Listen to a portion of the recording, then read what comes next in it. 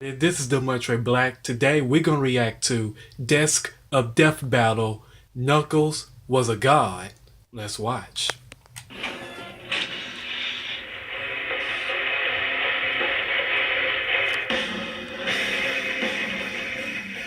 Sonic the Hedgehog, Sega Genesis mascot, chili dog enthusiast, and hero of one of the strangest comic series to ever be set on paper. But it's his frenemy, Knuckles, I'm talking about today, and how he became a god. I'm Jocelyn the intern, I do all the research nobody else wants to, straight from the desk of Death Battle! So, if you don't know by now, the Sonic the Hedgehog Archie comics are batshit insane! I'm talking evil Sonic taking Sonic's place and sleeping with all his lady friends insane. But what you may not know is that in the late 1990s, Knuckles actually had his own line of comic books. Unfortunately, it got canceled because nobody read them, which probably made a lot of Sonic readers really confused when he showed up in Sonic the Hedgehog number 89, teamed up with Sonic Robin Hood to tussle with the High Sheriff of Snottingham, and then suddenly turned green? Apparently, Knuckles awakened his true power, and along with the color change, gave him the powers of an omnipotent god, aka Chaos Knuckles. Cool. So, how did we get here? Well, Knuckles is a descendant of the Brotherhood of Guardians, an ancient order of echidnas who protect the all-powerful Master Emerald, tapping into its chaos power for mystical abilities.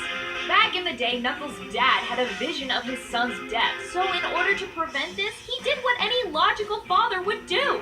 He genetically experimented on himself and his unborn child, filling Knuckles with chaos energy, mutating his son into the animal abomination we saw earlier.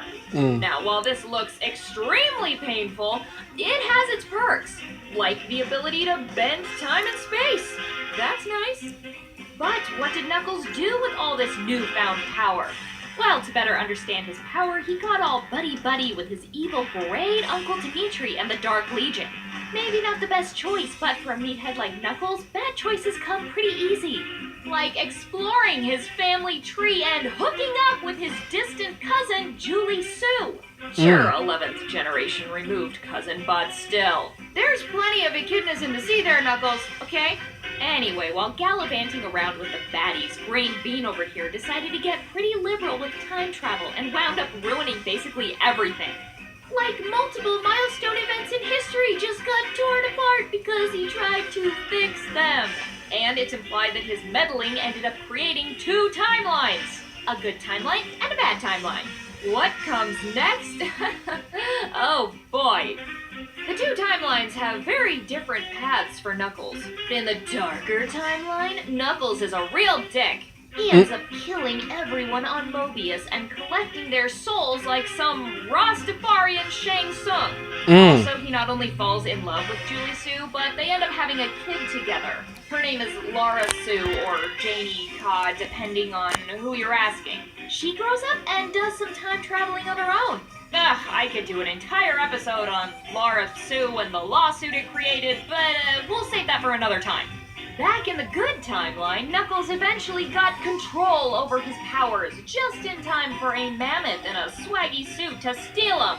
This guy also turned into a Chaos God in a previous comic because who hasn't, am I right? With his powers weakening fast, Knuckles pulled off his last resort move and,